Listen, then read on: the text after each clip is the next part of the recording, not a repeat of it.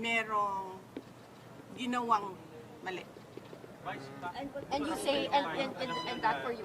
Bakit pumarap kayo sa mga congressman kahit alam nyo na kayo mismo yung iimbestigahan dito sa pagdinig?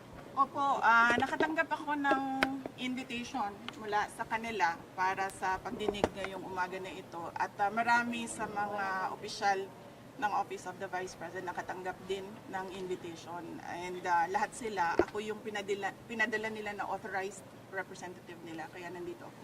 Bakit hindi kayo nagdalawang isip na hindi lumala? Kasi no second budget committee hearing, hindi ko kayo. Para matapos na kaagad, para masabi ko na kung ano yung posisyon ko at ma-lodge na kaagad dyan na nag-attend ang Office of the Vice President. Ma'am, sakaling ipatawag ulit kayo. 700 million na budget for 2025 na pinopose ng House.